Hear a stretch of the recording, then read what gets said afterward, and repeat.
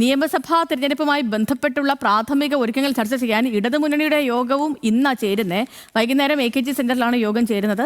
Seat വിഭജനത്തിനായി ഉഭയകക്ഷി ചർച്ചകൾ ആരംഭിക്കാൻ മുന്നണി യോഗം തീരുമാനിക്കും.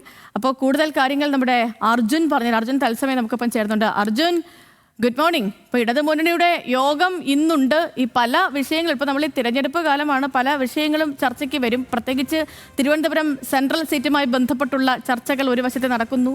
CPI-യുമായിട്ട് ചില സീറ്റുകൾ വെച്ചു മാറുമെന്നുള്ള വാർത്തകളൊക്കെ നിൽക്കുന്നു. അപ്പോൾ ഇക്കാര്യങ്ങളിലൊക്കെ സജീവ ചർച്ച ഉണ്ടാകുമോ ഇന്ന്?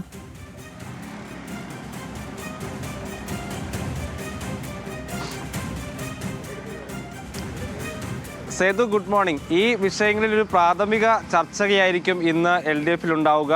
അതിനേക്കാൾ പ്രധാനപ്പെട്ടത് ഈ തദ്ദേശ തെരഞ്ഞെടുപ്പിലെ തിരിച്ചടിക്ക് പിന്നാലെ LDF 3 മേഖലകളായി നടത്തിയ ജാഥകളാണ്. അത് സംബന്ധിച്ചിട്ടുള്ള വിലയിരുത്തലായിരിക്കും ഇന്നത്തെ LDF യോഗത്തിൻ്റെ പ്രധാനപ്പെട്ട അജണ്ട. വൈകിട്ട് 3 മണിക്കാണ് AKG സെൻറ്ററിൽ യോഗം ചേരുക.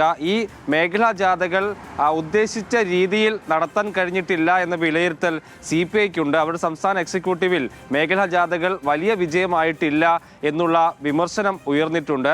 സ്വാഭാവികമായും അത്തരം ഘടകകക്ഷികളുടെ നിലപാട് അല്ലെങ്കിൽ അവരുടെ അഭിപ്രായത്തിൽ എങ്ങനെ ഉണ്ടായിരുന്നു മേഖലാ ജാഥകൾ എന്നുള്ള നിലപാട് LDF യോഗത്തിൽ അവർ ഉന്നയിക്കുകയും ചെയ്യും. ഉദ്ദേശിച്ച രീതിയിൽ അത് ജനങ്ങളിലേക്ക് എത്തിക്കാൻ സാധാരണ LDF-ൻ്റെ ഒരു മേഖലാ ജാഥയൊക്കെ ഉണ്ടാക്കുന്ന ഒരു ഇമ്പാക്റ്റ് ആ രീതിയിൽ ഇത്തവണത്തെ മേഖലാ ജാഥകളിലേക്ക് ആളുകളിലേക്ക് എത്തിക്കാൻ കഴിഞ്ഞിട്ടില്ല എന്ന വിമർശനം പല ഘടകകക്ഷികൾക്കും ഉണ്ട്. അത്തരത്തിലുള്ള വിമർശനങ്ങളിലേക്ക് മുന്നണി യോഗം കടക്കുമോ എന്നുള്ളതാണ് അറിയേണ്ടത്.